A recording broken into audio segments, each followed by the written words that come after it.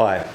One of the more important bits of equipment you need when you're making an acoustic guitar is a body mould, something like this. What's important is that this shape inside here matches perfectly the outside of the body shape of the guitar that you're making. It also needs to be deep enough that it will support the sides, allowing a little bit of stick up above that, 20-25 millimeters, something of that order.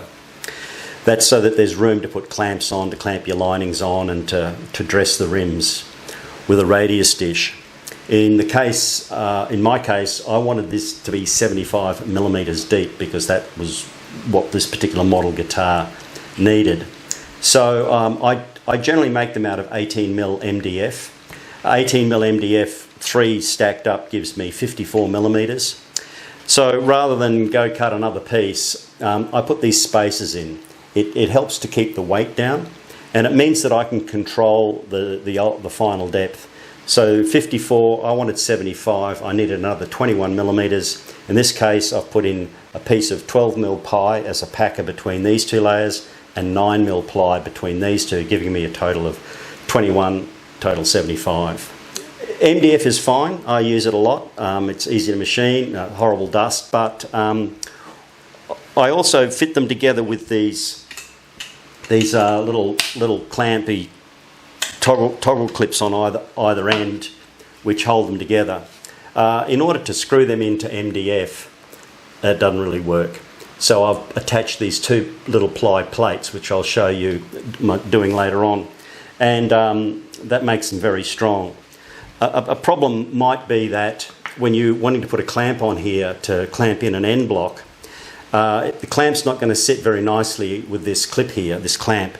So I've made these simple little wooden blocks that go over the top, and there's one for either end, and that solves that problem. I've used the templates from Guitar Templates. Now they make these templates for all of the acoustic guitar shapes that they have templates for. So in my case, this is an LOO. This is the LOO body mould template. They come with a consistent width of about 50 millimeters all the way around. This means that you can put clamps on, and the clamps will clamp directly in line, and you won't be in that situation where you're trying to put clamps onto an angled surface if this was square. There's a flat in the waist that helps get to clamp the waist. The other thing about these templates is that they have these 10 millimeter holes, so you'll see in this body mould these shiny silver dots. They are 10 millimeter diameter aluminium dowels, which I use, as you'll see, to help assemble the body mould, keep everything perfectly aligned vertically as I'm stacking it up and gluing it together. And the other thing I use them for is I use a workboard and get this lined up on my workboard, take out the dowels, and then just go and drill a shallow hole into my workboard, 10mm diameter, and then I can tap these dowels, I only need 2 on each side, into those locating holes, and the body mould won't move. It'll be rock solid, and then that workboard gets clamped to my workbench. Anyway, that pretty much wraps up the intro. So let me show you how I did it.